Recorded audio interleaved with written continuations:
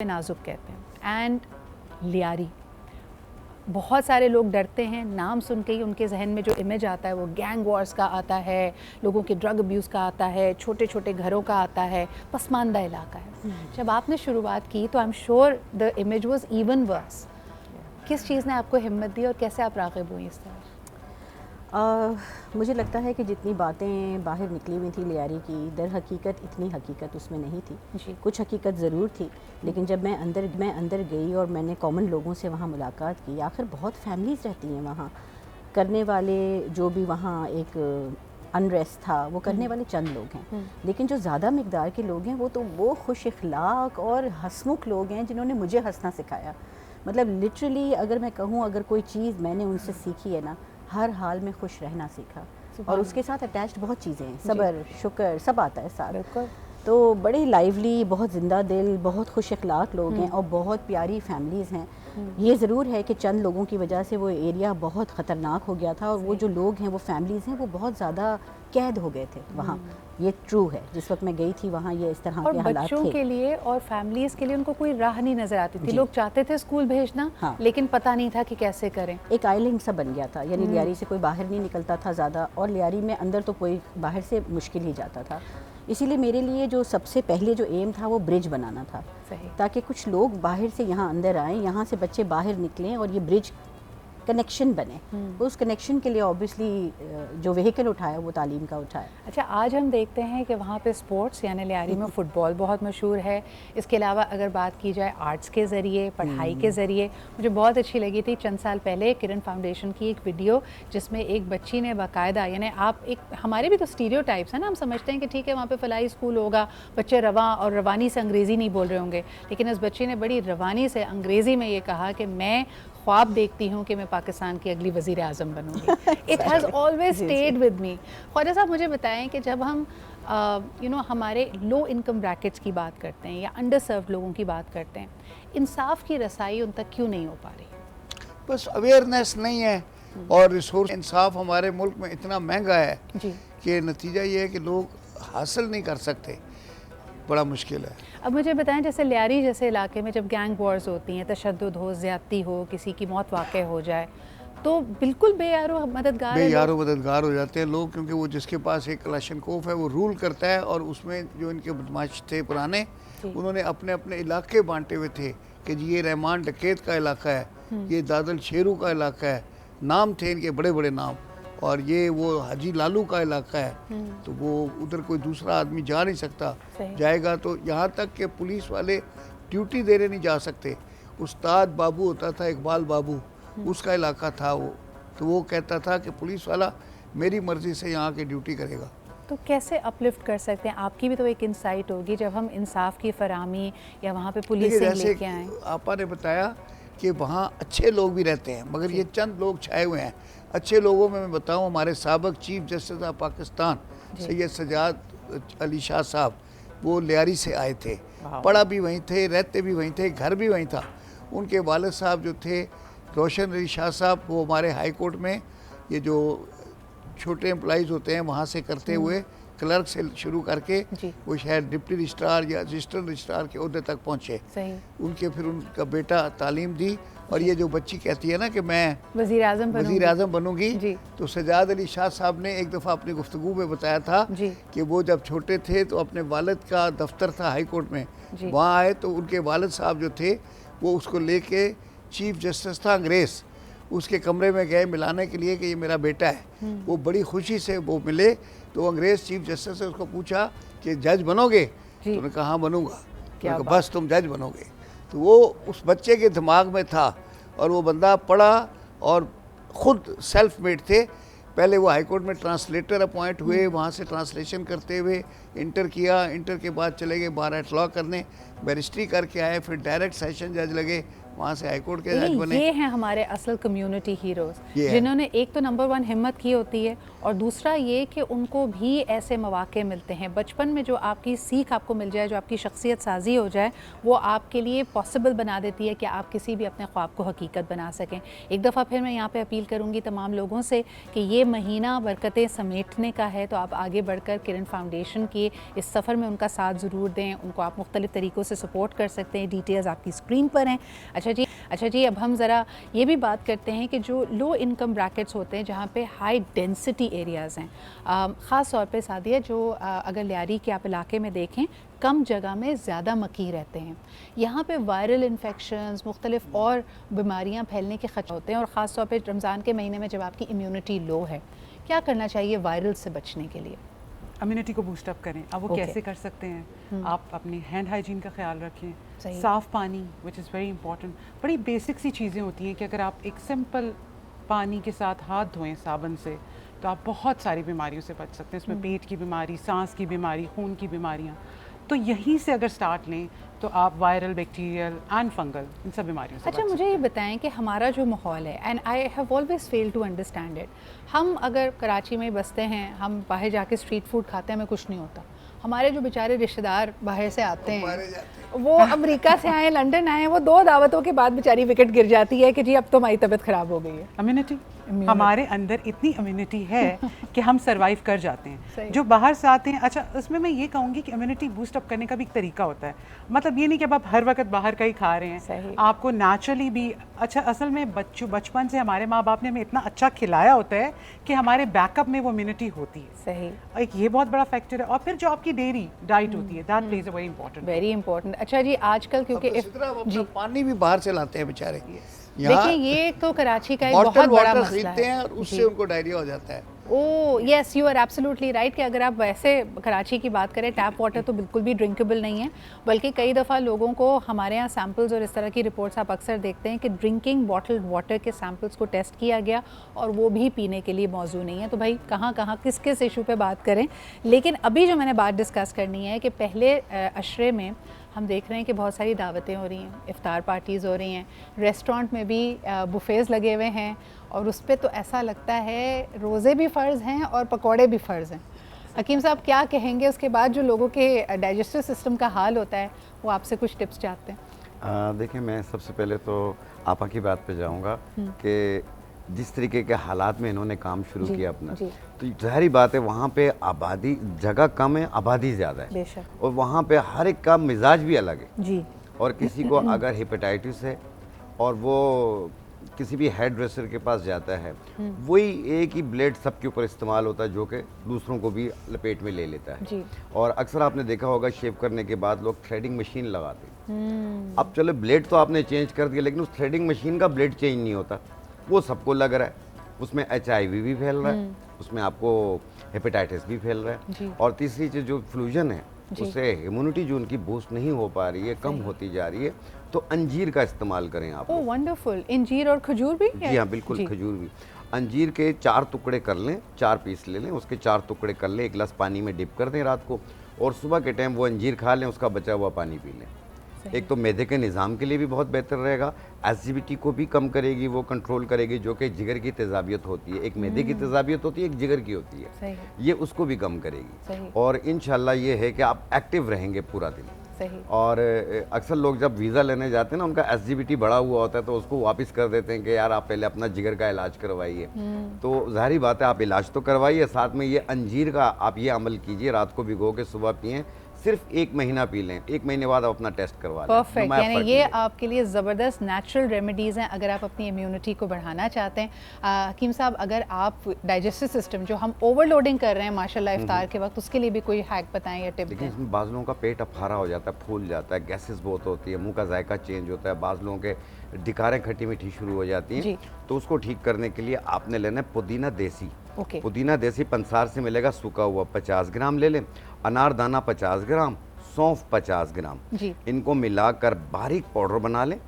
खाना खाने के बाद आधी चाय वाली चम्मच पानी के साथ, फ़र्क 10 मिनट में आपको पड़ेगा, लेकिन इसे कुछ अर्सा कंटिन्यू कीजिएगा, हर खाने के बाद आधी चम्मच। एक ब्रिलियंट रेमेडी आपके डाइजेस्टिव सिस्टम को नेचुरली बूस्ट करने के लिए। अभी हम एक छोटा सा ब्रेक लेते हैं, वापस आएंगे, आपको मजीद बताएंगे किरण फाउंडेशन के हवाले से और आप किस तरह इनकी मदद कर सकते हैं। अगर आपके कोई सवाल हो तो आप हमसे कॉल भी करके पूछ सकते हैं। एक छोटा सा break and we'll be right back.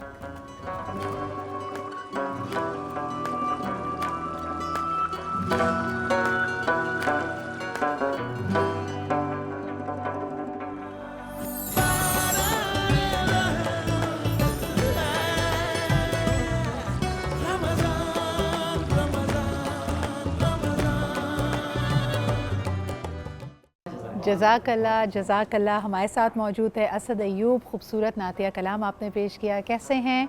अल्हम्दुलिल्लाह। चौथा रोज़ा इख्तियार किया हुआ पाकिस्तान ने। बिल्कुल, देखते ही देखते वक्त पता ही नहीं लग रहा है, इतनी तेज़ी से रमज़ान के रोज़े गुजर रहे हैं। ऐसा लग रहा है पहला अशरा हमसे रुखसत होने को है। आपकी आमद का बहुत बहुत शुक्रिया असद, ऑलवेज़ अ प्लेजर। और आपकी आवाज़ मेरे ख्याल में अल्लाह ताला इसकी तासीर इसी तरह सलामत रखे। बहुत हमें फ़ीडबैक मिलती है, बहुत पसंद करते हैं लोग। बहुत शुक्रिया। अच्छा जी, बहुत प्यारा पड़ता है, बहुत असर है आवाज़ में। सबीना आपा, जो आप जिक्र कर रही थी, I'll give you a moment. I know it's very overwhelming as well. और जो कलमा आखिर में पढ़ा ना, बहुत खूबसूरत था। और कभी कभार ऐसा महसूस होता है कि कुछ लोग जब कलाम पढ़ रहे होते हैं, you are taken back to a certain memory. या तो आप ख़ुद वहाँ पे मौजूद हों हरम पाक में या मस्जिद नबवी के सामने। अल्लाह ताला सबको ज़ियारतों पे बार बार जाना नसीब फरमाए। सबीना आपा, जो हम थोड़ी देर पहले जिक्र कर रहे थे, I know that you are a qualified nutritionist as well. अक्सर लोगों का ये तासुर होता है कि अंडर सर्व्ड कम्युनिटीज़ की इम्यूनिटी लो होती है। हाँ। लेकिन मैंने देखा कि आपने इसके ऊपर स्टडी भी की और डेटा जो कहता है वो बिल्कुल मुख्तलिफ लियारी के बारे में। बिल्कुल, ये कुछ गलत फहमियाँ भी हैं, बल्कि इस पर बहुत हमें रिसर्च करनी चाहिए। मैं पिछले दिनों एक रिसर्च देख रही थी जिसमें लॉन्जिटिविटी पे रिसर्च हुई थी कि 7 ऐसे ममालिक हैं दुनिया के जहाँ लोगों की ज़िंदगियाँ बड़ी लंबी हैं जी। और मैंने नोटिस किया कि कुछ चीज़ें जो वो बता रहे हैं उसमें वो लियारी में मौजूद हैं। उसमें से नंबर 1 कम्युनिटी सेंस। ये जो मिल के रहना है, ये आपको जो बूस्ट देता है ना आपकी बॉडी को अंदर, कॉर्टिसोल कम रिलीज़ होता है because everybody is there to help you. सब करीब करीब रहते हैं और उसकी वजह से आपकी इम्यूनिटी भी बढ़ती है। मतलब दिस इज़ अमेजिंग। इसका ताल्लुक सिर्फ खाने पीने से नहीं है। तो इसका मतलब है सबीना आपा, जो हमारा दीन भी फोकस करता है, स्ट्रेस करता है इज्तिमाइयत पे। जी बिल्कुल। देखिए, हमारा रोज़ा इज्तिमाइयत के हवाले से है, हमारा हज उम्रा इज्तिमाइयत की रहता है। यहाँ तक कि जुम्मे की जो हमारी नमाज होती है, जो हम बाजमात पढ़ते हैं, it's about bringing the community together. तो एक तो ये चीज़ हो गई। इसके अलावा दूसरा मैंने नोटिस किया कि यहाँ घर घर अचार इस्तेमाल होता है। अच्छा। और ये फर्मेंटेड फूड है, प्रोबायोटिक्स में हाई है जी। और बल्कि इनफैक्ट सिर्फ अचार इस्तेमाल बाकी चीज़ों के साथ नहीं होता, बल्कि सिर्फ अचार, चावल और प्याज। अक्सर दफ़ा तो ये सालन बना ही नहीं सकते बिकॉज गैस ही नहीं है। तो गैस आती है आधी रात को, अगर कोई उठ जाए आधी रात को पका ले तो अलग बात है, दिन भर तो गैस ही नहीं होती। तो ये बड़े स्टक हो जाते हैं। अभी तो बहुत हालात इस तरह के ख़राब हैं जो स्टेट को देखने की ज़रूरत है, जो हमारे बस की बात नहीं है एज एन NGO ठीक करना। इलेक्ट्रिसिटी, गैस एंड सेफ्टी, ये जहाँ तक हम कोशिश कर रहे हैं, हम तो तालीम देने की कोशिश कर रहे हैं। अवेयरनेस जितनी ज़्यादा बढ़ी है, इतना ज़्यादा एहसास भी उनको हो रहा है कि स्टेट अपना काम नहीं कर रही। मेरे ख्याल में that is what is going to lead to good governance. कभी कभार हम समझते हैं कि ये जो आगही आपके अंदर बेदार होती है, जो शऊर आता है, ये फिर माशरे का एक टिपिंग पॉइंट बनता है। ख्वाजा साहब क्या कहेंगे? जैसे जैसे लोगों में अवेयरनेस आएगी तो वो मांगेंगे गुड गवर्नेंस। आपको पता है, इसीलिए तो ये जो रूरल एरियाज़ में स्कूल नहीं बनने देते, जो वडेरे हैं वो इसलिए नहीं बनने देते कि अगर लोगों के बच्चे पढ़ जाएंगे तो कल ये हमारी ज़मीनें कौन संभालेगा, हमारे पाँव कौन दबाएगा, हमारे हुक्कों के वो कोयले कौन बदलेगा। वो कहेंगे कि इनको यही रहने दो। इसका अब्बा बदलता था, अब इसको लगा दिया जॉब पे, अब इसका बेटा हुक्का भरेगा, वो चिलम को ताज़ा करेगा। तो उसको कहते हैं ना कि जेनरेशनली आप इस ट्रॉमा साइकिल पे फंसे हुए हैं और इसको तोड़ने का बेहतरीन तरीका ये है कि हम माशरे में मसावात, इंसाफ क्रिएट करें और लोगों को तालीम तक लेके जाएं। इस तरह के बहुत सारे इदारे पाकिस्तान में फ़लाही काम कर रहे हैं। किरण फाउंडेशन उसमें से एक है। आप आगे बढ़कर उसकी मदद कर सकते हैं। आखिर में सादिया, अगेन मैं आपसे पूछना चाहूँगी कि हम इतने ज़्यादा मगन हैं ज़िंदगी में, रोज़े बहुत तेज़ी से गुजर रहे, रमज़ान हो सकता है चंद दिन में हमसे रुखसत ही हो जाएगा, तो कोई ऐसा पैगाम, कोई ऐसी बात जो व्यूअर्स को आप कहना चाहें? अच्छा, देखिए, रमज़ान का एक अपना अफादियत है। अल्लाह ताला ने पूरे साल खाने पीने के बाद एक महीना ऐसा रखा है जिसमें आपके सिस्टम को रेस्ट मिलना चाहिए। तो उसका आप भरपूर तरीके से फ़ायदा उठाएं। इस महीने को खाने पीने के लिए प्लीज़ जो है वो दिमाग में मत रखें। सहरी के वक्त सादा ग़िज़ा खाएं जिसमें आप बिल्कुल घर की बनी हुई चीज़ें खा सकते हैं। पराठे, फेनियाँ, इस चीज़ से इज्तनाब करें। और अफ्तारी के वक्त ये मत सोचें कि आज आखिरी अफ्तारी है और जो हम पकौड़े खा के जो है इसको ख़त्म कर देंगे। प्लीज़ सादा ग़िज़ा, फल सब्ज़ियाँ खाएं। और इस महीने में अगर आप कम से कम खाएंगे तो ही आप इबादत कर सकते हैं। अगर आपने अपने स्टमक को फिल किया हुआ है तो आपको नींद आएगी। तो आपने शरबत पिए हुए, आपको एकदम अच्छा वो रात को भी फिर गुनूदगी शाही रहती है और आप जो इबादत आपने नहीं कर सकते। क़याम करना है, जो अल्लाह के जिक्र में थोड़ा वक्त गुजारना है, वो आपके पास नहीं हो सकता। बहुत शुक्रिया डॉक्टर सादिया, बहुत शुक्रिया हकीम साहब हमारे साथ मौजूद होने के लिए। मैं अक्सर लोगों से कहती हूँ कि बड़ा तेज़ी से वक्त गुजरता है, मगर we are very grateful to Sabina आपा एंड ख्वाजा साहब for being here with us as well. बहुत शुक्रिया आप लोगों की आमद का। चूरन आजकल ज़्यादा काम आते हैं। बिल्कुल, एक छोटा सा ब्रेक लेते हैं जी। चूरन की बात हम ऑफलाइन भी करेंगे, वापस आते हैं with a new set of guest with us. Stay with अस।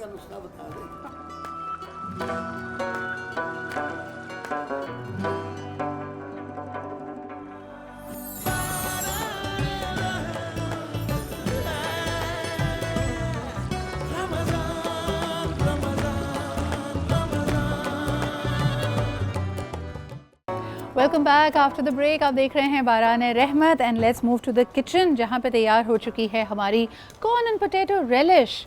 और क्या यार, ये तो ज़बरदस्त भुर्जी लग रही है इन द लोकल टर्म्स। और ये गोल्डन फ्राई हो चुकी है, आपने मिक्स करके रखा तो ये बैटर ऐसा लगता है। मुझे ये बताओ, अक्सर जो मिस्टेक लोग करते हैं कि कितना पानी ऐड करना है, जी जी, वो कितना होना चाहिए for a quantity like this? पानी लाइक थिक होना हाफ चाहिए, कप से भी कम, क्योंकि इसमें एग भी है। ओह अच्छा, okay. So there is anda, there is besan, there is corn and there is aloo. Yes. और अपनी मर्जी से स्प्रिंग अगर अनियंस भी एज वेल। स्प्रिंग अनियंस हैं, और अगर आप चाहें तो मिर्चें भी डाल सकते हैं या जैसे करना चाहें। ज़बरदस्त क्रिस्पी ये तैयार हो गए हैं। आप बना के पहले रख सकते हैं, राइट बिफोर इफ्तार इसको फ्राई कर सकते हैं। अच्छा, ये जो क्रीमी फ्रूट चाट है ये भी तैयार हो गई है? ये भी तैयार हो गई है। बस ड्रेसिंग करनी है अभी।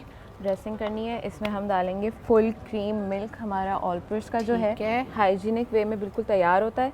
तो हम लोग ये यहाँ पे मैंने बॉल रखा था, आप प्लीज़ पास कर दें मुझे। मैं आपको बोल भी पास करती हूँ और आपको ये सामने करती हूँ ताकि इसके ऊपर जो भी हमने गार्निशिंग करनी है वो दिखाई दे। फुल क्रीम मिल्क हम डालेंगे। मैंने कुछ नहीं कहा इसको, ये आँख की वजह से इसको सुरुन सुरुन रो रही है, ये मैंने कुछ नहीं कहा, कसम से हल्फन। और हम जहाँ प्यार वहाँ मरहबा गुलबहार यूज़ करेंगे। जहाँ प्यार ऐसे कर रही है। तो हम ये थोड़ा सा यूज़ करेंगे अपने ड्रिजल करने के लिए। हमारी चाट बिल्कुल रेडी है। अच्छा, ये मिक्स करना है? यस, मैं मिक्स करके तुम्हारे ज़बरदस्त काम में थोड़ा सा कंट्रीब्यूट कर लेती हूँ। साथ में हम 7 अप सर्व करेंगे अपने रेलिश के साथ, कॉर्न एंड पोटैटो, कॉर्न के पकौड़ों के साथ। और इसमें अगर आप गार्निश करना चाहें तो एक अच्छा सा मिंट लीफ डाल दें, लेमन डाल दें। यस। खूबसूरत बनाएं जितना वक्त है आपके पास, वैसे तो बहुत ज़्यादा। ये हमने अपना मरहबा और ऑल पर्स क्रीम को लेके इसको ड्रिजल कर देंगे। ये हमारी क्रीमी फ्रूट चाट रेडी है। जहाँ प्यार वहाँ सदाबहार। ये खालिस क्या बोलते हैं, जड़ी बूटियों से, फलों और फूलों से बना हुआ है हमारा। क्या है, क्या मैंने गलत बोला है? क्या नाम क्या है इसका?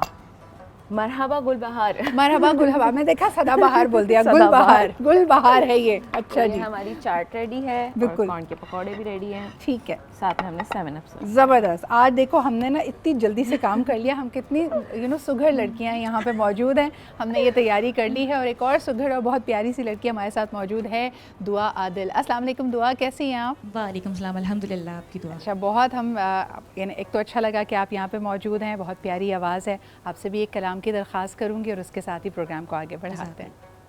खूबसूरत कलाम पढ़ने की सादत हासिल कर रही थी दुआ आदिल, बहुत बहुत शुक्रिया आपके यहाँ पे मौजूद होने का।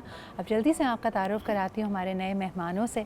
हमारे साथ मौजूद हैं नासिर जैदी, जो कि एक मायनाज़ एजुकेशनिस्ट हैं और यकीनन एक ऐसा फ़ोरम इन्होंने क्रिएट किया है जिसमें तमाम प्राइवेट स्कूल्स, प्राइवेट इदारे, उनकी टीचर्स, पेरेंट्स के लिए एक स्पेस बनती है जहाँ वो बात कर सकें, चीज़ों पर थोड़ा सा रिफ्लेक्ट कर सकें, एक्सचेंज कर सकें ideas. Thank you so much Nasir कि आप यहाँ पर मौजूद हैं। रमज़ान मुबारक टू यू। खैर मुबारक, थैंक यू। और आप ही के साथ तशरीफ़ रखती है हमारी बहुत ही प्यारी रबिया फ़ारूकी, जो कि माहिर नफ्सियात हैं। और आज इन दोनों को यहाँ बुलाने का मकसद ये है कि जिस तरह हम छोटे बच्चों में एक बहुत ज़्यादा तजस्सुस भी देखते हैं, इंटरेस्ट देखते हैं कि हमें जी सहरी में उठाया जाए और हम रोज़ा रखेंगे, उसके अलावा भी यानी सिर्फ़ और सिर्फ भूख और प्यास को बर्दाश्त करना, सहरी के लिए उठना, तरावी के लिए जाना या इफ़्तार में मदद कराना, इसके बियॉन्ड हम रमज़ान के महीने को उनकी तरबियत के लिए कैसे इस्तेमाल कर सकते हैं, अब आपसे ज़रूर पूछेंगे। नासिर, होता क्या है, छोटे बच्चों में इतना इंटरेस्ट होता है, फिर जैसे जैसे टीनेजर होते हैं तो उस वक्त उनको कहना पड़ता है भाई उठ जाओ, सहरी हो गई है, रोज़ा रख लो। बिल्कुल नेचुरली सिद्धरा, और हम लोग ख़ास तौर पे स्कूल्स में भी ये बात नोट करते हैं कि जो हमारे अर्ली ईयर्स के बच्चे हैं जो अभी रोज़ा नहीं रख रहे होते एक्चुअली, उनमें एक बहुत मुख्तलिफ एक्साइटमेंट होती है, ईगरनेस होती है कि जब हम बड़े होंगे तो हमने भी रोज़ा रखना है।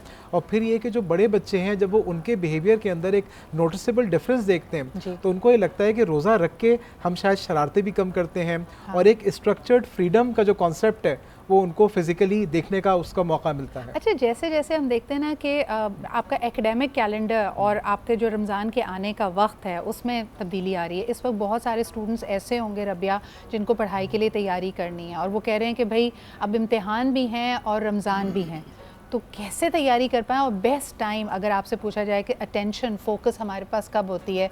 बच्चे सहरी के बाद तैयारी करें, इफ्तारी के बाद पढ़ाई करें, आप क्या कहेंगी?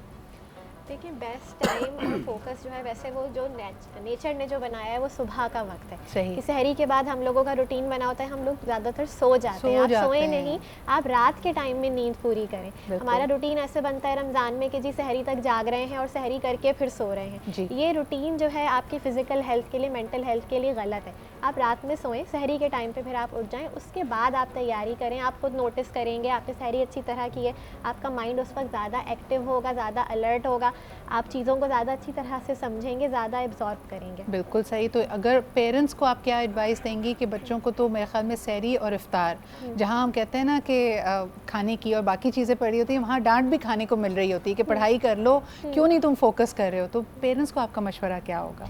देखिए पेरेंट्स को मशवरा ये होगा कि थोड़ा सा ना अगर रमज़ान के उसको देखें हम, उसका जो सेंट्रल कॉन्सेप्ट है, इट्स नॉट जस्ट कि जी आपने भूख और प्यास पे कंट्रोल करना है, आपने अपनी सारी जो जज्बाती कैफियत है नेगेटिव, उनका भी कंट्रोल रमज़ान सिखाता है। तो ये चीज़ें बच्चों को सिखाई जाती हैं, ये चीज़ें वो आप उनको बताएंगे तो वो सीखेंगे। सबसे पहले पेरेंट्स अपने ऊपर कंट्रोल करें। डांट डपट करना, गुस्सा करना वो खुद कम करेंगे तो बच्चे ऑटोमेटिकली सीखेंगे कि अच्छा ये चीज़ भी हम जो है अम्मी अब्बू कम कर देते हैं। अच्छा, ये जो अर्ली ईयर्स के स्टूडेंट्स हैं ना, वो बेचारे, उनको एक जुमला बहुत कॉमनली सुनने को मिलता है, टीचर भी और पेरेंट्स भी, उनको कहते हैं मुझे गुस्सा नहीं दिलाना, मेरी एक दफ़ा के कहे में बात मान लेना, मेरा रोज़ा है।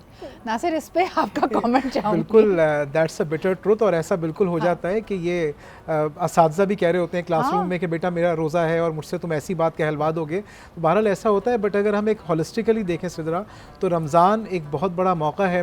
असातिज़ा की बहुत बड़ी ज़िम्मेदारी है कि वो बच्चों को बताएं कि कैसे आप अपने बिहेवियर्स को रीबूट कर सकते हैं, कैसे अपने लाइफ स्टाइल को आप रिविज़िट करें, और नमाज है या कुरान शरीफ की तिलावत है, आज के इस AI और डिजिटल एरा के अंदर कैसे आप लाइफ स्टाइल के अंदर अपने चेंजेस लाएं, और फिर वो परमानेंट चेंजेस होने चाहिए। जैसे अभी रबिया ने कहा कि वो टेम्प्रेरी ना हो, सिर्फ एक महीने के लिए ना हो, बल्कि आपके बिहेवियर के अंदर फ़र्क आए, जो आपकी शख्सियत है वो तब्दील हो रही हो बेहतरी की तरफ। यहाँ से स्कूल मैनेजमेंट को क्या कहना चाहेंगे, क्योंकि बच्चों के स्कूल के आवर्स तो मुख्तसर हो जाते हैं, मुझे लगता है टीचर्स के लिए अभी भी आसानी नहीं होती, वो बेचारे घर भी मैनेज कर रही होती हैं, स्कूल आवर्स, लेसन प्लान्स, कुछ कहना चाहेंगे मैनेजमेंट? देखिए, मैं यही कहना चाहूँगा, हमारा अपना भी चूँकि एक प्राइवेट स्कूल है, कि टीचर्स को जो है ना, वो हम ये समझें कि वो भी एक सोसाइटी का हिस्सा हैं, वो नॉर्मल ह्यूमन बींग्स हैं। अगर बच्चे का रोज़ा है या जो सीनियर ग्रेड्स के हैं तो टीचर्स का भी रोज़ा है, तो हमें उनको भी ऐसे फैसिलिटेट करना है। एक तो ये कि मैं आपको बताऊँ कि I don't know whether I should say और नॉट, कि एक तो हम टीचर्स को गिफ्ट दे के उनको मोटिवेट करते हैं स्कूल्स के अंदर ना। उसके बाद ये कि टीचर्स का जो टाइम है उसको कर्टेल किया जाता है, और हमारे स्कूल में तो हम कुछ बर्डन उनका ऑनलाइन भी शिफ्ट कर देते हैं कि अपनी कन्वीनियंस से आप जिस वक्त चाहे अपनी एप्लीकेशन को अपडेट करें, जो आपने बच्चों के होमवर्क चेक करने, उसके लिए भी उनको एक रिलैक्स शेड्यूल दिया जाता है, because at the end of the day they are also humans. अच्छा, ये सारी इंटरवेंशंस बहुत ज़रूरी हैं रमज़ान में, उसके ये जो पुरअसर साते हैं, इसका फ़ायदा उठाने का यकीनन हम कहते हैं कि मौका टीचर्स को भी मिलना चाहिए, स्टूडेंट्स को भी मिलना चाहिए, और आपकी ज़िंदगी में एक डिसिप्लिन आए। रबिया और नासिर जो बात कर रहे थे, उसमें एक बड़ा इस्लाही मसला है। हमारे साथ मौजूद है मुफ्ती अबू मोहम्मद भाई, और इनसे मुझे एक ब्रेक के बाद जो सवाल करना है उसका ज़रा सा मैं आपको अहाता कर दूं। हमारे बहुत अच्छे दोस्त हैं शहजाद रॉय, और उनकी जो काविशें हैं एजुकेशन को आगे लेके जाने के हवाले से, वो हम सब जानते हैं। गवर्नमेंट स्कूल्स को अडॉप्ट किया, उसमें कंप्लीट ट्रांसफॉर्मेशन लेके आए। अच्छा, एक रिवाज है, हम अक्सर ये देखते हैं कि हमारे कई स्कूल्स में, मैं बिलखुसूस गवर्नमेंट स्कूल्स की बात नहीं करूँगी, लेकिन वहाँ पर ये ज़्यादा हमें रुझान नज़र आता है कि जो पढ़ाने का वक्त है, टीचर्स उसको अपनी इबादत में या ज़िक्र इलाही में या सिपारा ख़त्म करने में सर्व करते हैं, और बच्चों को कह देते हैं बैठो, और चुपचाप से एक तरफ कोने में टीचर तिलावत कर रही हैं। जब इसके ऊपर इन्फोर्स करके शहजाद ने स्कूल की मैनेजमेंट के थ्रू इस पे कहा कि भाई ऐसा नहीं करें, ये पढ़ाई का वक्त है, आप इंसाफ करें अपने शोबे से और बच्चों के साथ इंसाफ करें, तो एक पुशबैक आया कि स्कूल्स में तिलावत कलाम पाक पे पाबंदी लगाई जा रही है। ये एक ऐसा मसला है जिस पर मैं रहनुमाई चाहूँगी। मुफ्ती अबू मोहम्मद साहब हमारे साथ मौजूद हैं कि इसका एक अच्छा विन विन सोल्यूशन क्या निकाला जा सकता है, इस पर बात करते हैं जी एक छोटे से ब्रेक के बाद। Welcome back after the break. यकीनन हमें बहुत ज़्यादा शगफ़ है कि हम ये रहमतों का अशरा है, पूरा रमज़ान ही बरकतें और फ़ज़ाइल लेकर आया है। बहुत सारी दुआएं आपके दिल में ऐसी होंगी जिस पे आप चाहते हैं कि अल्लाह की कुन हो जाए। तो इसलिए बड़ा अहम है कि आपने देखा ही होगा आजकल हर कोई आपको ये बताने की कोशिश कर रहा है कि अल्लाह के लिए कुछ भी नामुमकिन नहीं है, बल्कि इस रमज़ान मुबारक में आपकी दिल की जो सबसे बड़ी ख्वाहिश है, जो आपको दुनियावी एतबार से या फिर फ़ी ज़माना ये लगता है कि ये पूरी नहीं हो सकती, आप अल्लाह की बारगाह में गिड़गिड़ा कर तो देखें। लेकिन फिर साथ ही साथ हमने ये देखा है कि बहुत सारे शोबों में जहाँ एक लल पीरियड आता है, आप चाहे बैंक्स देख लें, आप एयरपोर्ट पे कॉन्टैक्ट स्टाफ को देख लें, आप स्कूल्स में देख लें कि जहाँ लोगों को लगता है कि बस जी आपके ऊपर इस वक्त प्रेशर नहीं है, लोग काम के जो ऑफिशियल औकात हैं उसके अंदर इबादत में मशगूल हो जाते हैं। तो ये एक ऐसा दीनी और माशरती मसला है जिस पे हम चाहेंगे कि मुफ्ती अबू मोहम्मद साहब हमारी रहनुमाई करें कि क्या जो हमारे काम है उसके साथ हमें इंसाफ करना है। अगर हम उस वक्त इबादत में मशगूल हो जाते हैं तो हमसे कोई कोताही तो नहीं हो रही। अल्लाह ताला इस हवाले से क्या फ़रमाते हैं और इस मसले को हम कैसे हल करें? जी मुफ्ती साहब। बिस्मिल्लाहिर्रहमानिर्रहीम। बहुत अहम पॉइंट की तरफ आपने तवज्जो मबज़ूल करवाई। देखिए, मैं एक मिसाल से हदीस से बात समझाना चाह रहा हूँ, समझने में आसानी हो जाएगी। अल्लाह ताला ने बीवी को हुक्म दिया है कि वो नफली इबादत कोई भी करे, हुकूकुल इबाद में नफली रोज़ा है, नफली इबादत है, तो वो शोहर से इजाज़त ले। ठीक है जी। अगर शोहर का ये हक़ है कि बीवी उससे नफली रोज़े की इजाज़त ले, फ़र्ज़ रोज़े की नहीं जी, फ़र्ज़ रोज़ा अल्लाह का हक़ है हुकूकुल इबाद में, लेकिन नफली इबादत की अगर बीवी से ले रही है, बीवी इजाज़त ले रही है अपने शोहर से, तो उन बच्चों का कोई हक़ नहीं कि जिनको हम पढ़ाने के लिए स्कूल में जाते हैं, हम उसकी पे लेते हैं, वो हमारी ड्यूटी में शामिल है। उस वक़्त हम जो इबादत करते हैं वो इबादत भी रियाकारी है, वो इबादत बिल्कुल कबूल नहीं होगी, क्योंकि उस वक़्त आप पर कुरान पाक की तिलावत कर रही हैं तो वो फ़र्ज़ नहीं है। उस वक़्त आप तस्बीहात पढ़ रही हैं या पढ़ रहे हैं तो वो आप पर फ़र्ज़ नहीं है। उस वक़्त वही आप पर फ़र्ज़ है जिसकी आप पे ले रहे हैं। बिल्कुल। अगर आप वो नहीं कर रहे, आप शरन भी मुजरिम हैं, आप अखलाकन भी मुजरिम हैं, आप कानूनन भी मुजरिम हैं।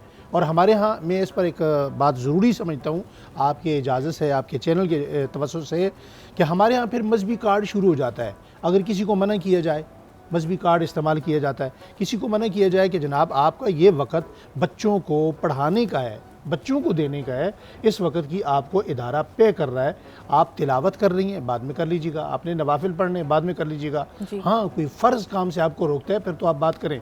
तो मेरे ख़्याल में इसी शरन भी, कानूनन भी, अखलाकन भी बहुत बड़ा जुर्म है कि हम अपनी ड्यूटी टाइम में कोई ऐसा काम करें जो हमारी ड्यूटी और पे के ख़िलाफ़ हो। बहुत ही खूबसूरत बात और कितना आसान तरीके से आपने समझाया कि देखिए, एक उस वक्त आपकी जो माशरती रिस्पॉन्सिबिलिटी है जिसकी आप पे ले रहे हैं, जो आपके फ़राइज़ में शामिल हैं, अपनी जो प्रोफेशनल ज़िम्मेदारियां हैं उससे आप कोताही नहीं कर सकते, और वो भी सुन्नत या फिर नफली इबादतों के लिए। फ़राइज़ में इसका शुमार नहीं होता। अच्छा मुफ्ती साहब, कुछ नमाज से रिलेटेड मसाइल भी थे। कुछ लोग जानना चाहते हैं कि हम ख़ास तौर पर जब वितर की 3 रकत की बात करते हैं, इसको कैसे समझें? ये भी सुन्नतों में शुमार की जाती हैं, ये फ़राइज़ हैं, ये वाजिब हैं, और कुछ लोग इसको इशा की नमाज का हिस्सा समझते हैं, तो थोड़ी सी रहनुमाई कीजिएगा। बिस्मिल्लाहिर्रहमानिर्रहीम। बहुत अच्छा सवाल है। दरअसल में देखिए, हमें दीन को दीनदारों से, जो दीन के प्रोफेशनल लोग हैं, उनसे समझने की ज़रूरत है जी।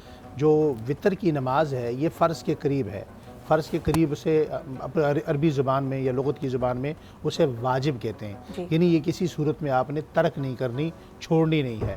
नबी करीम अलैहिस्सलातु वस्सलाम के पास 2 सहाबा आए, उन्होंने कहा या रसूलल्लाह, हम बूढ़े भी हैं, हम मज़दूर भी हैं, और रात को हम थक जाते हैं, सुबह उठा नहीं जाता, तो क्या हम इशा के ये वितर नमाज इशा की नमाज के साथ अदा कर लिया करें? तो आप सल्लल्लाहु अलैहि वसल्लम ने उनकी माजूरी को मद्देनज़र रखते हुए उन्होंने इजाज़त दे दी। असल में ये मुनाजात है, मुनाजात है, ये दूसरे लफ्ज़ों में आप कह लें कि ये बंदे की तरफ से एक आजिज़ी का इजहार है, दुआ है। वितर की नमाज जो बंदा अपने रब के सामने पेश करता है, उसमें अपनी आहुज़ारी पेश करता है, ये है रात के आखिरी हिस्से की नमाज। यानी आपने रात को अगर तरावी पढ़नी है, सुबह तहज्जुद पढ़नी है और सुबह नवाफिल पढ़ने हैं सहरी के वक़्त में, आजकल रमज़ान में सब उठे होते हैं, तो फिर कोशिश करें कि आप वितर रात को तरावी के बाद ना पढ़ें, सुबह सारे नवाफिल वगैरह पढ़ने के बाद पढ़ें। और अगर आप ये समझते हैं कि सुबह में आखिरी टाइम पे उठना है, मैं सहरी करूँगा, उसी वक्त अज़ान का वक्त हो जाएगा, वक्त नहीं मिलेगा, तो फिर आप रात को वितर पढ़ लें, उसमें कोई कबाहत वाली बात बिल्कुल सही। अच्छा, जो भी इस तरह के आपके नमाज से रिलेटेड मसाइल हैं, कोई अगर आप सवाल करना चाहते हैं तो ज़रूर आप हमें कॉल कर सकते हैं। और अगर आपके स्कूल से रिलेटेड कुछ मसाइल हैं, एक हम ये भी देखते हैं जहाँ अभी इबादत का जिक्र हो रहा था, ना सिर्फ कोताही ये भी है कि अगर सिलेबस बहुत ज़्यादा हो और आप उसको स्पीड ट्रैक करें। कई बच्चे आजकल ये शिकायत करते हुए पाए जाते हैं कि टीचर ने क्लासरूम के अंदर इस बात को कवर नहीं कराया और हमें कहा कि ख़ुद जाके आप सेल्फ स्टडी कर लें। ये बैलेंस हम कैसे क्रिएट करें? मेरा ख्याल है कि मुफ्ती साहब की गुफ्तगू की रोशनी में मैं चाहूँगा कि होता ये है कि जब हम as a professional teacher, as an educator अपने प्रोफेशनल एंडेवर्स को मुकम्मल करने के लिए मुझे लगता है कि अखलाक़ी नॉर्म्स को और दीनी नॉर्म्स को भूल जाते हैं। अब रमज़ान आ रहे हैं, बहुत सारे स्कूल में इस वक्त मॉक्स का या टेस्ट का सीज़न चल रहा है, ख़ास तौर पे कैम्ब्रिज स्कूल्स के अंदर। तो टीचर्स ने अगर कोर्स नहीं कवर कराया होता तो वो जल्दी जल्दी उसको कवर करवाते हैं, चूँकि ईद से पहले आपने मॉक्स को कंडक्ट भी करना है। तो ये एक बहुत ज़्यादा गैर अखलाक़ी बात है। अच्छा, उसका जो प्रेशर है वो ना सिर्फ बच्चों के ऊपर तो आता है और फिर उनके जहन के ऊपर जो उसके नेगेटिव रिपरकशंस आते हैं, उसका बहुत बड़ा नेगेटिव असर जो है वो पेरेंट्स के ऊपर भी जाता है, क्योंकि बच्चे अल्टीमेटली जाके अपनी मदर को कहते हैं कि आपने मुझे ये चीज़ अब लेके बैठना है, पढ़ाना है, टीचर ने हमको ये चीज़ मुकम्मल तौर पे नहीं समझाई, वो बर्डन ट्रांसफ़र आप कर रहे होते हैं। तो मुझे लगता है कि इन चीज़ों को हम तो एक ऐसी रियासत में रहते हैं जो मुसलमानों की रियासत है, हम किसी ऐसे मुल्क में नहीं रह रहे कि जहाँ पर इस्लाम को एज अ मज़हब नहीं ऑप्ट किया गया। तो हमें तो ज़्यादा आसान है कि हम इन चीज़ों के में लोगों के लिए आसानी पैदा करें। बेशक। और अच्छा, एक और तासुर हमारे टेलीविज़न स्क्रीन से हमेशा जाता है। और देखिए, जहाँ हम इंक्लूसिव होने की बात कर रहे हैं, जहाँ हम रवादारी क्रिएट करने की बात कर रहे हैं, हम पैन पाकिस्तान का जिक्र नहीं करते। अक्सर हमारी गुफ्तगू में O levels, A levels, Cambridge की बात की जाती है। हम एक तबकाती फ़र्क पैदा करते थे उन बच्चों में जो अंग्रेज़ी मीडियम स्कूल से पढ़े हुए हैं या जिन्होंने लोकल सिस्टम्स में पढ़ा है। क्या आपको पता है कि आज, बल्कि ये मैं सवाल छोड़े जाती हूँ, वापस जब हम आएंगे तो फिर मैं इस पे आपसे सवाल का जवाब लेने की कोशिश करूँगी, क्योंकि कॉल करना चाहे, अदरवाइज़ इसका जवाब मैं आपको ख़ुद बताऊँगी। क्या आपको पता है कि टोटल पाकिस्तान में ओ लेवल्स और ए लेवल्स का जो रिज़ल्ट आता है, यानी जितने बच्चे उस टर्म का एग्ज़ाम अटेम्प्ट कर रहे हैं, उसकी परसेंटेज क्या है? यानी वो बच्चे जो मैट्रिक कर रहे हैं, इंटर कर रहे हैं, ओ लेवल्स और ए लेवल्स कर रहे हैं, तो हमारी ये कैम्ब्रिज सिस्टम की परसेंटेज हमारे कुल सेकेंडरी तालीमी निज़ाम की क्या है? इस पर ज़रा बात कीजिए, सोचिए, गौर कीजिए। वापस आके इसका जवाब मैं आपको बताती हूँ।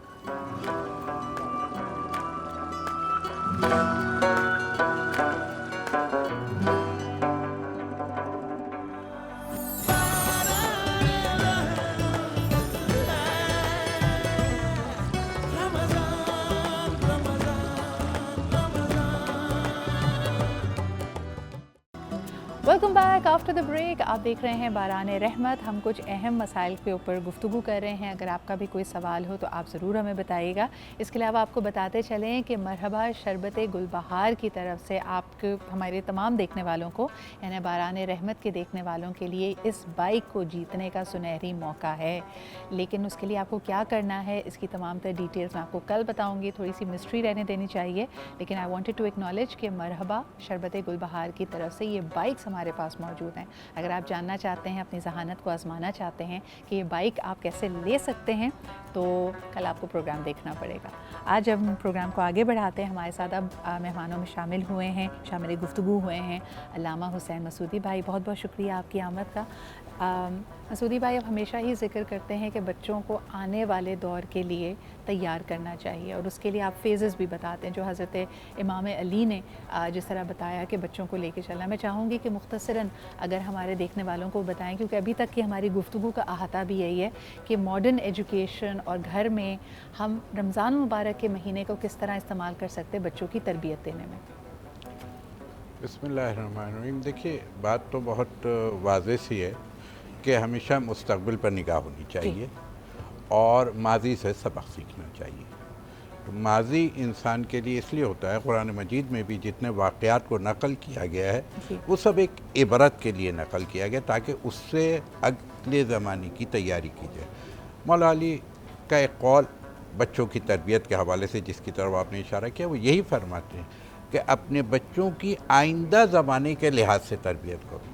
अपने ज़माने के लिहाज से करो नहीं, क्यों? अपने ज़माने के लिहाज से भी करोगे तो फिर ज़माना आगे चला जाएगा, आप पीछे रह जाएगा, बच्चा आपका पीछा रह जाएगा। उसके लिए ज़रूरी क्या है कि बच्चे को अगले ज़माने पर नज़र रखो, अच्छा, इसका फ़ायदा क्या होगा? मैंने गौर किया कि इसका वजह और सबब क्या हो सकता है। तो आम तौर पे माशरे की सबसे बड़ी जो प्रॉब्लम है वो ये है कि हम ये कहते हैं कि ज़माना ऐसा कह रहा है, ज़माना ये करवा रहा है, ज़माने की वजह से मैं अच्छा हूँ या बुरा हूँ।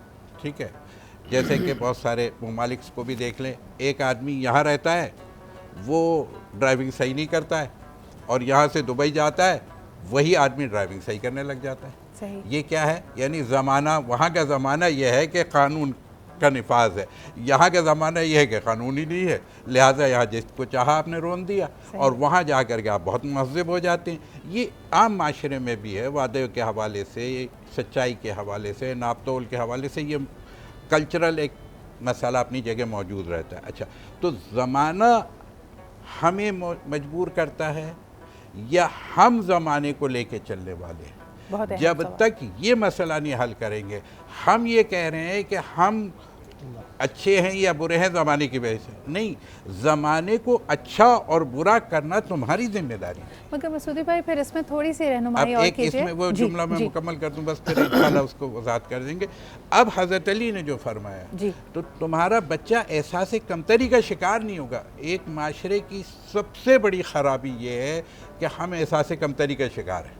हर इंसान के अंदर ये चीज़ पाई जाती है, और जब उसका गलबा ज़्यादा हो जाता है तो वो नेगेटिविटी की तरफ और बुराइयों की तरफ और वगैरह वगैरह चला जाता है। जब बच्चा ज़माने से आगे होगा तो ज़माना उसके पीछे होगा, वो ज़माने को लिफ्ट करेगा। लेकिन मसूदी भाई, बच्चा तो ऑलरेडी आगे है। आप 2 साल का बच्चा भी देखें, वो स्क्रीन, आईपैड, फ़ोन बड़ा अच्छा चला रहा है। ऐसा लग रहा है पेरेंट्स को कैचअप करना पड़ेगा ताकि वो थोड़ी उसके ऊपर ओवरसाइट भी रख सकें, उसको गाइड कर सकें। लेकिन जो आपने मुद्दा उठाया ना, मैं चाहूँगी कि राबिया भी इस पर ज़रूर कॉमेंट करे। हम देखते हैं कि बच्चों को बुराई की तरफ राग़िब करना, उनका एक्सपोजर है ना, आप उनको घर से बाहर भेज रहे हैं, वो हो सकता है अब्यूज़िव लैंग्वेज भी सुने दूसरों की, वो पीयर प्रेशर में आके किसी और रविश पे भी निकल जाएं। देखा ये गया है कि अगर एक बच्चे की self identity, self esteem strong है तो उस पर पीयर प्रेशर काम नहीं करता, उसके ऊपर फिर वो ड्रग्स की तरफ या बुराई की तरफ राग़िब नहीं होता। इस सेल्फ इस्टीम को स्ट्रेंथन कैसे करें? ये सेल्फ इस्टीम को स्ट्रेंथन करना ये घर से शुरू होती है। ये चीज़ कि पेरेंटिंग किस तरह की है, पेरेंटिंग बहुत मैटर करती है। अगर पेरेंट्स इस तरह के हो ना, जो बहुत उससे म्याना रवि से चलने वाले, कि जी उनका कंट्रोल भी है लेकिन एट द सेम टाइम उनकी अफेक्शन भी है, ऐसा नहीं है कि जी उन्होंने बिल्कुल ही बस सिर्फ और सिर्फ दोस्ती है लेकिन कंट्रोल नहीं है। और ऐसा भी नहीं है कि सिर्फ कंट्रोल तो बहुत ज़्यादा है लेकिन आप बच्चे से प्यार का इजहार नहीं करते, उससे दोस्ती नहीं करते। इन दोनों चीज़ों का बैलेंस जब होता है पेरेंटिंग में, कि जी आप उनकी बात भी सुनते हैं, उनको जो है उनके साथ दोस्ताना रवैया भी रखते हैं, लेकिन उन पे कंट्रोल भी है आपका, जो एक एडिक्वेट कंट्रोल होना चाहिए बच्चों की उम्र के लिहाज से, कि एक बच्चे को किस किस उम्र में कितना इख्तियार देना है, ये पेरेंट्स के हाथ में होना चाहिए। अच्छा, जहाँ से सेल्फ एस्टीम जो है बेहतर होती है। और आज जो हमने शुरुआत की, हमने कहा कि हम जब दीनी एतबार से बच्चों की तरबियत करें, उनको एक अच्छा मुसलमान बनाने की बात करें, तो ये ज़िम्मेदारी किस पे आयद होती है और इसकी कॉम्बिनेशन क्या बनेगी? क्या ये स्कूल्स बच्चों को इस्लामिक स्टडीज़ सिखाएंगे? क्या घर का माहौल होगा? या बच्चा जब स्कूल से आ जाता है, मदरसा कुरान हकीम पढ़ना चाहता है, तो क्या मदरसे उसकी दीनी तालीम में एक अपना रोल निभा रहे हैं? ये असल प्राइमरी ज़िम्मेदारी किसकी है और ये एक ज़बरदस्त विनिंग कॉम्बिनेशन हम कैसे बनाएं? मुफ्ती साहब, अगर ये सवाल मैं आपके पास लेके आऊँ। बिस्मिल्लाहिर्रहमानिर्रहीम। सवाल आपका बहुत बड़ा है, शायद जवाब बहुत मुख्तसर हो क्योंकि वक्त मुख्तसर होता है। जी। गुजारिश ये है कि बुनियादी चीज़ रवैये है। सही। एक वालिद है, उसके रवैये के असरात उसके बेटों पे पड़ते हैं। माँ है, माँ के रवैये के असरात औलाद पे पड़ते हैं। हम थोड़ी देर के लिए एक देख लें, एयर होस्टेस किस रवैये के साथ अपने उनको हैंडल करती हैं, ये उनको आर्डर होता है। मेरा एक सवाल है, जी, ट्रेनिंग भी होती है। मेरा सवाल ये है कि वो एक ड्यूटी समझकर वो लोगों को एक अच्छे तरीके से ट्रीट कर रही हैं, तो वालिदैन के पास औलाद से बड़ी नेमत कौन सी है? सही। नंबर 1। नंबर 2, मैं इस पर छोटी सी एक एग्जांपल देना चाहूँगा। मैं डेलीगेशन के साथ था, दुबई की तरफ से, सरकारी गवर्नमेंट की तरफ से एक डेलीगेशन गया मुरितानिया में, मॉरिशस। जी जी। वहाँ जब हम पहुँचे तो बहुत सारे स्कूल, यूनिवर्सिटी, उनके तालीमी इदारे विज़िट किए। मैंने वहाँ बहुत कुछ सीखा बहुत कम दिनों के अंदर। मैं टोटल वहाँ 20 दिन रहा, 20 दिनों में बहुत कुछ सीखा। लेकिन मैं एक छोटी सी एग्जांपल तमाम वालिदैन के लिए, और वो हज़रात जो उस्ताद कहलाते हैं, मुअल्लिम कहलाते हैं, वो ओ लेवल के हों, कॉलेज के हों, यूनिवर्सिटी के हों, स्कूल के हों, प्रेप के हों, नर्सरी के हों, मदरसे के हों, मस्जिद के हों, सभी के लिए वो क्या है वहाँ एक आपस में लिखा हुआ हमने देखा अरबी में कि वो उस्ताद मोहतरम जिसकी तबीयत इतनी नासाज हो कि वो मुस्करा कर अपने स्टूडेंट से, बच्चे से बात ना कर सकें, वो उस दिन छुट्टी करें, उनकी तनख्वाह नहीं काटी जाएगी। क्या बात है, यानी इखलाक पे जोर था। जी, आप अंदाज़ा कीजिए कि रवैये के कितने असरात होते हैं कि उन्होंने इतना भी स्कूल ने, इंतज़ामिया ने ये बर्दाश्त नहीं किया कि एक बच्चा आ रहा है और उसके साथ उस्ताद मुस्करा के बात ना करे। यानी उस्ताद पर ये लाजिम है कि वो अपने तालिब इल्म से, स्टूडेंट से मुस्करा के बात करें। आज हमारे यहाँ रवैयों ने यूनिवर्सिटियों का माहौल कैसा बनाया है, इदारों का, तालीमी इदारों का माहौल कैसा बनाया। इस पर मैं एक छोटी सी एग्जांपल आखिरी दे के बात ख़त्म कर रहा हूँ। देखें, रवैये हमारी ज़िंदगी में इतना मैटर करते हैं।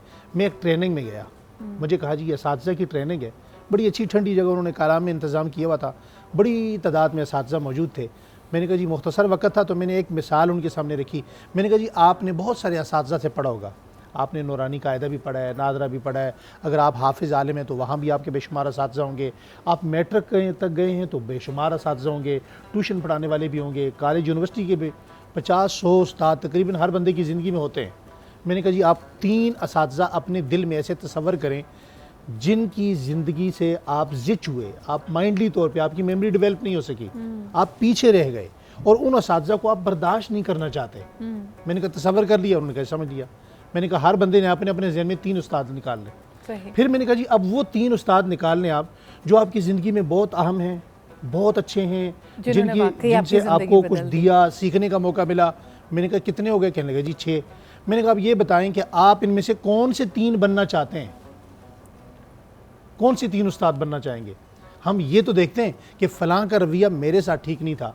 अगर मैं पढ़ा रहा हूँ, मैं मिंबर पर हूँ, मैं मुअल्लिम हूँ, मैं कॉलेज में हूँ, यूनिवर्सिटी में हूँ, तो मेरा अपने स्टूडेंट के साथ मेरा रवैया कैसा है? बिल्कुल यही बात असातिज़ा के लिए भी है, यही बात मदर के लिए भी है, यही बात वालिद के लिए भी है, यही बात एक फैक्ट्री ऑनर के लिए के साथ भी है। अच्छा, क्योंकि हमारे पास वक्त बहुत मुख्तसर है, मसूदी भाई आपका इस पे कमेंट चाहूँगी कि कई वालिदैन समझते हैं कि बच्चों पे नमाज रोज़े के हवाले से सख्ती करना ज़रूरी है, क्योंकि अगर बच्चा ना सुन रहा हो, और कई लोगों ने इंटरप्रिटेशन भी यही की है कि भाई अगर उम्र हो गई है और नमाज नहीं पढ़ता तो बेशक सख्ती करो। इस पे थोड़ी सी रहनुमाई कीजिएगा कि सख्ती किस तरह की और किस कदर की जा सकती है। पहले मरहले में तो 7 साल तक तो वो बादशाह है, सही, तो बादशाह के ऊपर सख्ती करेंगे तो बहुत सख्त हो जाएगा, ठीक है ना, फिर सज़ा बहुत सख्त है।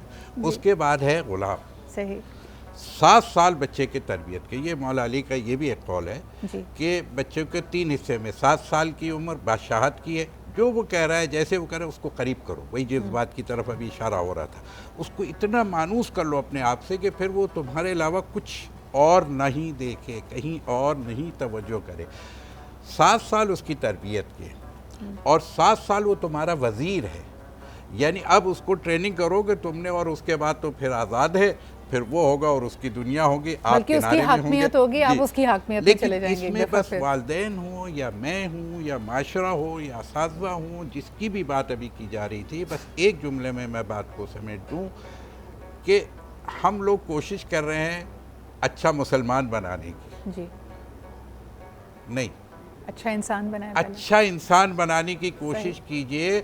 देखिए, इस्लाम मुसलमान को अंदर नहीं डाला जा सकता किसी में, इस्लाम को दीजिए, इस्लाम दीजिए, इस्लाम एक निज़ाम है, एक इंसान को इस्लाम दीजिए, और जब उसको इस्लाम मिल जाएगा और इंसान मिल जाएगा तो उसके अंदर से एक मुसलमान बाहर आता है।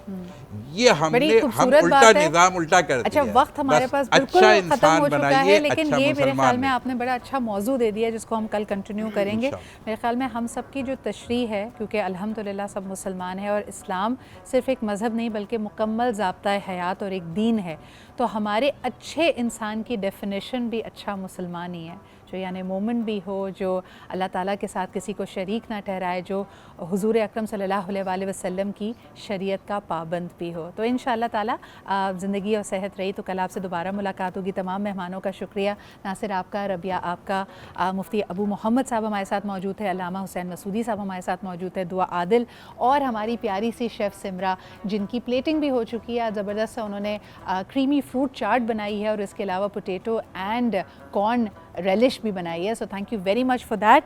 इसी के साथ जी मुझे इजाज़त दीजिए और हमारे साथ क्योंकि दुआ मौजूद हैं तो दुआ से कहूँगी कि एक खूबसूरत सा कलाम या फिर दुरूद पाक के साथ हमें रुखसत कीजिए।